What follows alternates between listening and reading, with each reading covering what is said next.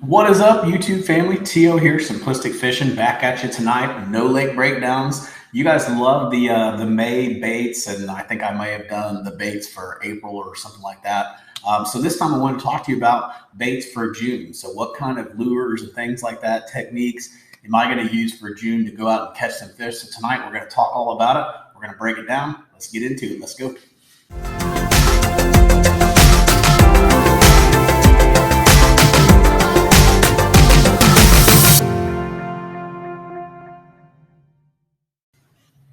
All right, let's go ahead and jump into June baits. This one's a little bit tougher because in June, really we're talking offshore, but in the evenings and in the mornings, there's a little bit of a shallow bite going on. There's also another shallow bite going on that we need to talk about as well, and that is going to be the brim, the perch spawn, bluegill spawn, whatever you want to call it. So first off, number one lure I'm going to use in the month of June, and this is going to be, I'm going to start on the shallow side. So let's start on the shallow side, and then we'll work our way to the offshore side. So on the shallow side, in the month of June, you want to look for grass, you want to look for pads, things like that. That is going to be the River to Sea Bullywog 2. This is it right here. This lure right here has won us some significant amount of money, especially out there on Lake Tawakoni, fishing around the pads, cover, buckbrush, all that good stuff.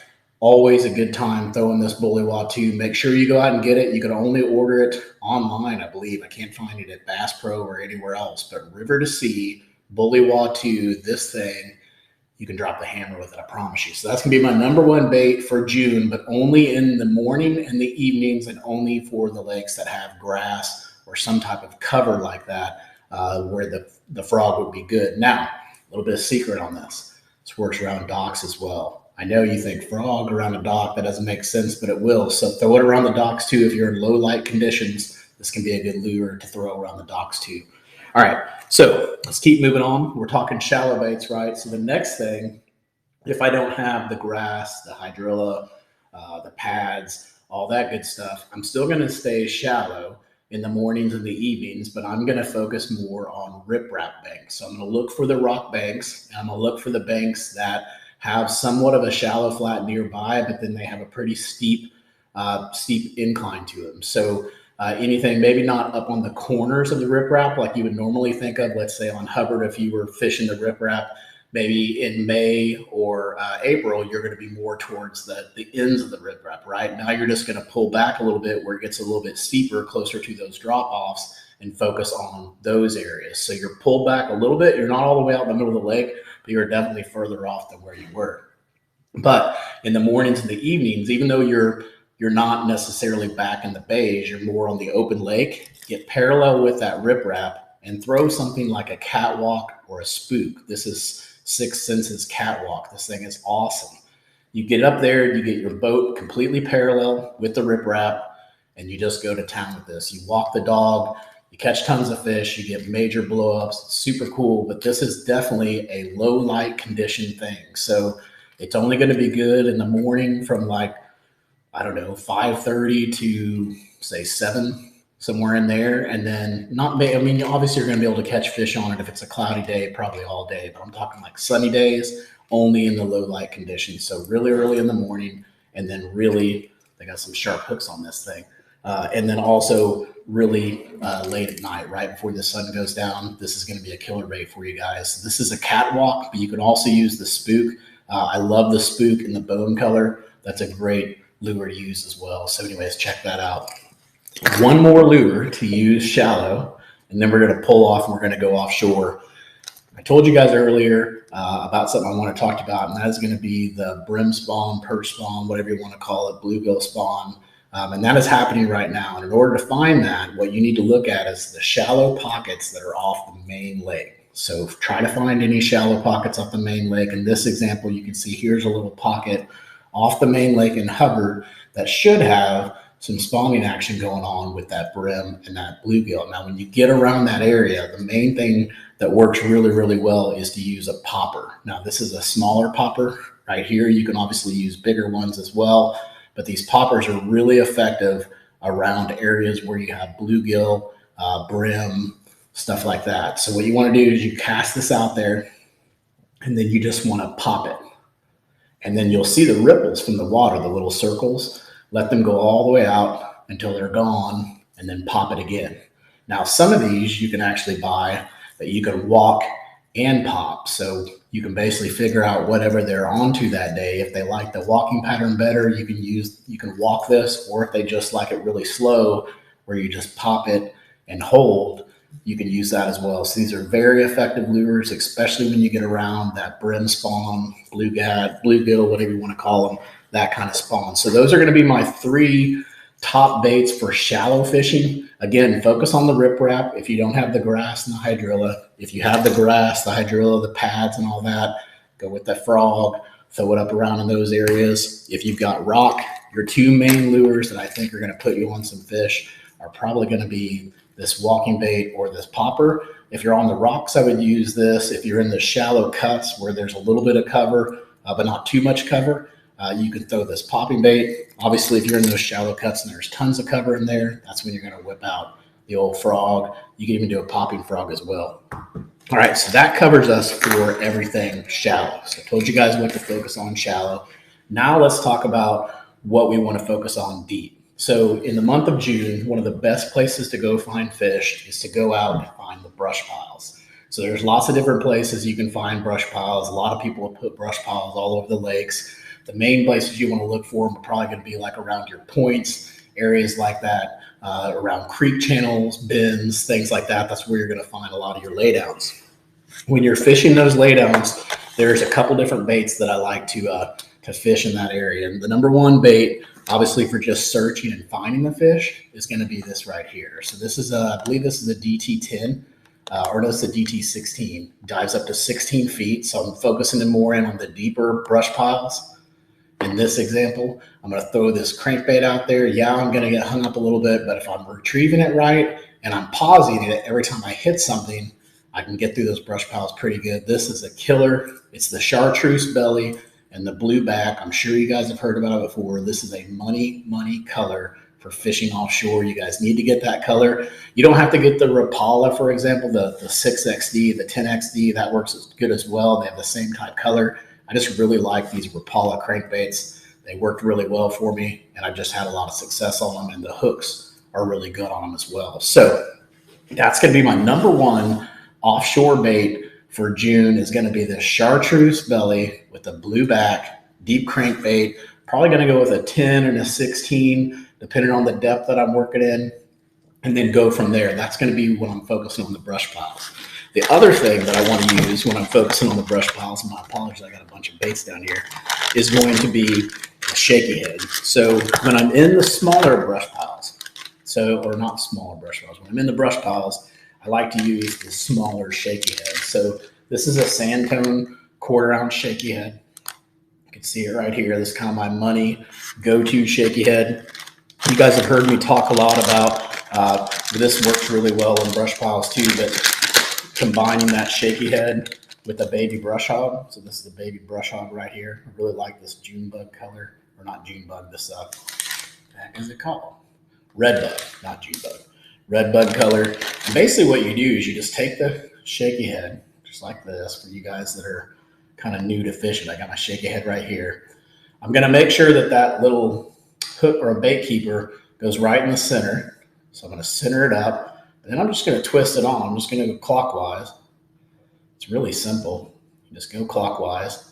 And one thing I like to do right before I hook this all up is I make sure that that bait keeper is lined up straight with that hook. Because if it's not, then it's all jacked up. I should have done that before I showed you guys that.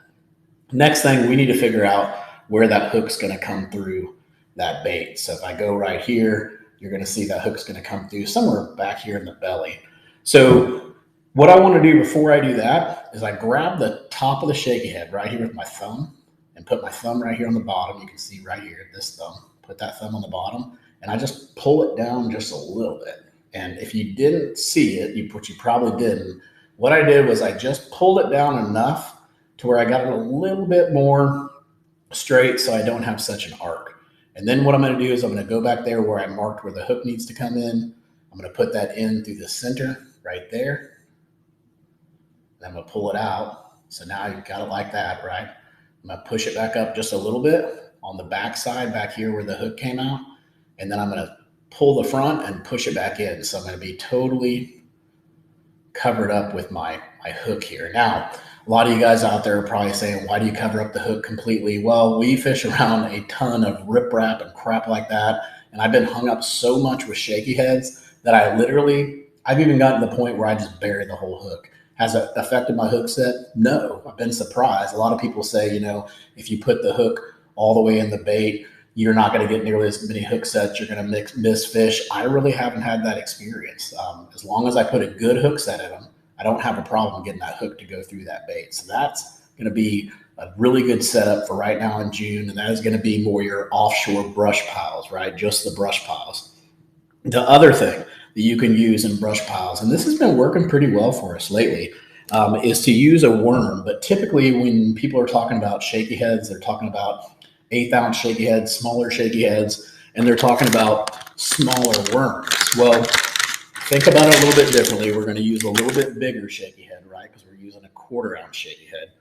And what I'm going to do is I'm going to pair that up with this Divine shaky head worm. It's a 7.0, the 7, not the 6. The 7 is what you want, the bigger one. So when they pull this out of the package here, and you're going to see it. This is a fat daddy, right? That's a pretty fat worm. Has a lot of weight to it, for sure. And so, believe it or not, that right there has been a real killer lately out there on the home pond on Ray Hubbard. So same thing. We've already bent the hook back, right? We already took it like this. We already made sure that keeper was straight in line with that hook. I don't know if you can see that or not, but it's right there in line with the hook. I'm going to do the same thing. I'm going to go through dead center of that worm. I'm going to twist it on clockwise. And in this case, because I'm fishing brush piles, I want to bury that hook pretty good. So go back, find out where the hook comes in, about right there. And when I come up, what I'm going to do is I'm going to be a little bit sharper, and I'm actually going to pull that hook all the way through the worm right there. So you can see there, that's pretty straight. My goal is to not have that big kink. I've got a little bit of a kink right here, but nothing major. And that's really my goal. Now I can throw that anywhere. You can see I'm pushing my finger on it. It's not going to get hung up, and I can throw that around all the branches and stuff like that. When you pull it out there, when you throw it out there and you feel that branch, instead of popping your rod, just pull up real slightly and feel that lure come up over that branch. And then as soon as it does and you feel it start to fall, let go and just let it free fall. And that's usually when you're going to get your bite. So definitely check that out. Shaky head worm. That's the Divine 7.0 Divine shaky head worm. That thing has been just killer for me. Now, just a friendly reminder, I am not sponsored by anybody. So yes, I am starting to turn into a 6th Sense junkie because they're made in the USA and they're right here in Texas. But I favor no one, and I am not sponsored by anyone. These are personal successes that I have had. So we talked about the brush piles. We talked about using the crankbaits. We talked about using the shaky heads when we get around the brush piles. Now let's talk about the second part of offshore that we can focus on. So let's say that you don't have brush piles, which you do, but let's say that you can't find them. The next thing you want to focus on is going to be ledges and humps, especially ledges and humps that have creek channels or creek beds nearby.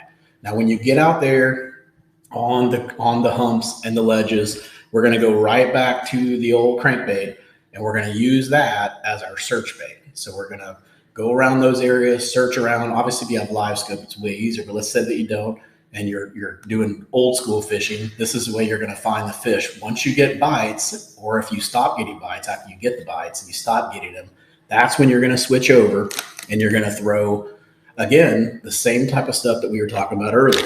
So first off, we're going to upgrade it though.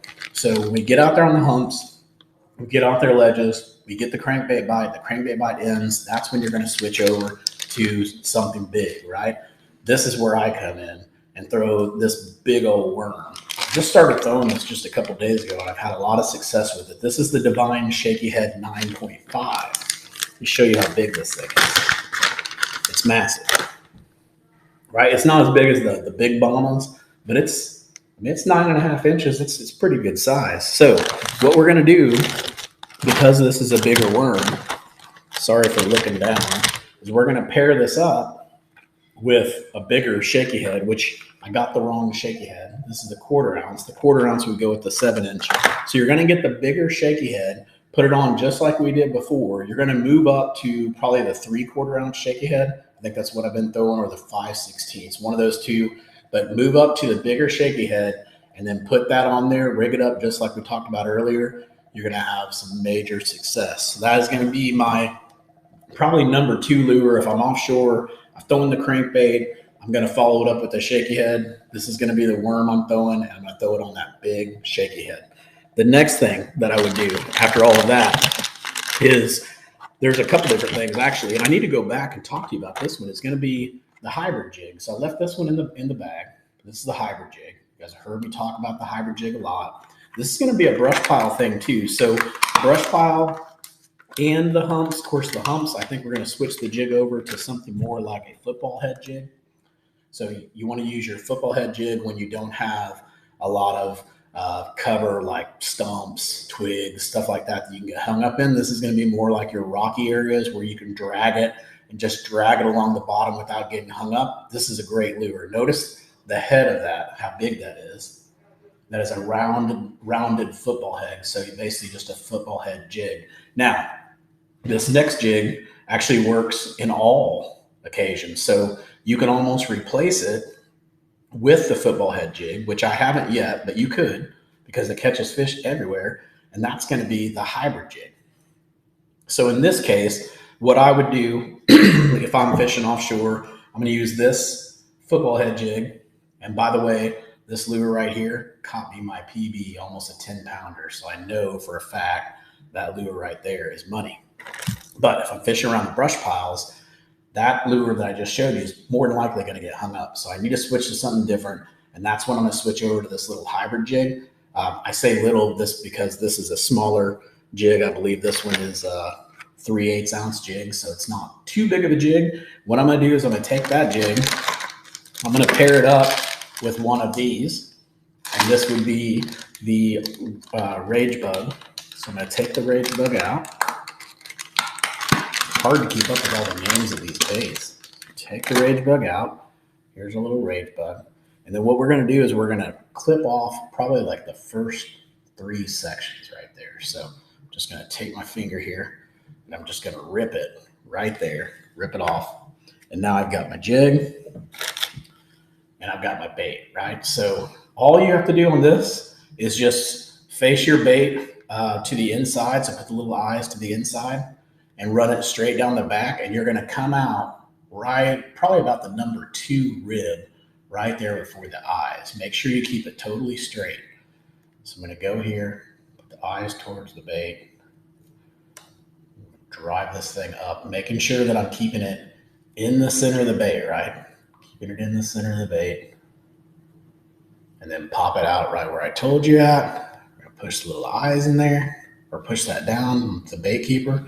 And right there, we've got a really cool looking jig. Now, all we have left to do here, obviously, is we need to trim up that skirt a little bit because it's getting a little bit congested in that area. It's kind of getting clumped up together. We also need to pull these apart. So pull those apart. We need to go down here to their little tentacles. We need to pull those apart. And then we need to go over here to the side and make sure that those are free as well. So now we've got all these free swinging things on this nice, beautiful hybrid jig. Again, works great on the brush piles, but will also work on your humps. When you're out there on the humps, what you're going to do with this, instead of with the football head jig where you're just dragging it, right? You're just like a Carolina rig. You're just dragging it, dragging it, dragging it. This one's going to be a little bit different. You're going to cast it out. It's going to hit the ground and you're going to pop it. Actually, I guess it's going to go like this and fade down. So pop, pop, come down. Your bite is going to come when it comes down. So pop it, come down. Now, when I say pop it on slack line. Don't pop it on tight line. You're going to be surprised at what you can catch when you're hopping that jig around out there offshore. All right, so those are my offshore baits. We talked about the big shaky head. We talked about the jigs. The next thing, and probably the last thing that I want to talk to you guys about, is going to be a Carolina rig. You've got to throw a Carolina rig when you're fishing offshore, especially when you're fishing around humps and these what we call ledges in Texas. Just a phenomenal technique to use for sure. what I like to do with my Carolina rigs is I like to pair them up with these Zoom Z-Crawls. So here's a Z-Crawl right here. I put it on like a 4/0 hook.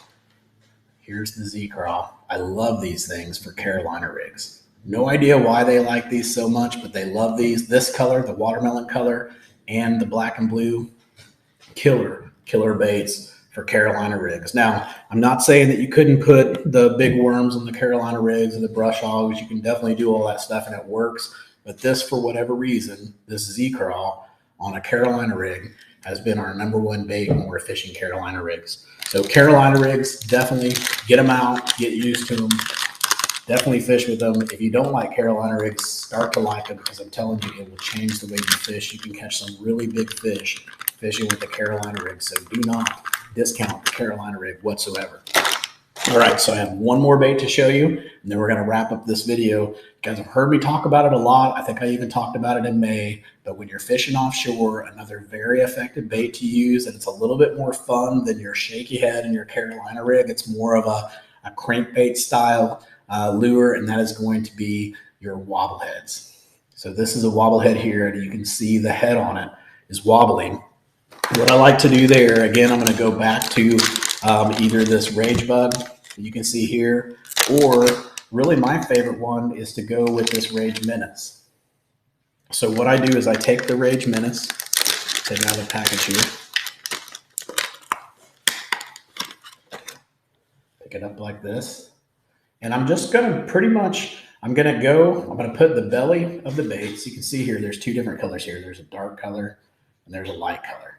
So the light color, I'm going to call the belly, and the dark color, I'm going to call the top of the bait. So I'm going to take the belly, the light color, I'm going to face it towards the wobble head down here. Now, when I come into this hook, normally, when you're Texas rigging, you take the hook and you slide it right down through there, and then you pull it up and you go. We're not going to do that on this one. This one, we're going to be a little bit lighter, because what we want to do is we want to get that bait to hang up there. So we're only going to go in probably just past almost like where the bend starts, maybe just a little bit less than that. You can see it right here. And I'm just going to pop it out. So pop it out, push it all the way down the lure, go past the bend. And when you get to the bend, you're going to notice the lure wants to twist. Let it twist. And then now what you have is the wobble head set up like that, right? So now what we're going to do is we're going to go here. We're going to hold the bait up, and we're going to see where that hook point actually needs to come in. So in this case, I need to come pretty far down here. I need to be almost to the back end. So probably should have got a little bit bigger of a menace here. I think that's what it is. Or yeah, of a menace. So I'm going to go ahead and push this back as far as I can. I'm going to stick it right through the dead center and pull it up. And just like we did earlier, I'm going to try to hide that hook as best I can to keep it nice and straight. And then all we have left to do is to just pull the two things apart. And right there, that bait right there is dominating. That is a really, really good bait to use. Definitely offshore. You can even put the little I don't even know what these things are called now, because I'm on video and I can't ever think, but the little crawls there at the top, you can take those and dip them in any type of scent, things like that. Put a different color on there, maybe highlight them or put that red color on. This is a killer bait. You guys have asked me before about, I've talked about the boat ramp pattern before, and you guys have asked me how you would fish it. This is a great lure to use on the boat ramp pattern. It's also a great lure to use out there on the humps. So anyways, guys, that is my baits for June. That's what I would start off with, at least. Maybe go from there. But I hope it helps you, and I hope you catch your PB. Until next time, take it easy.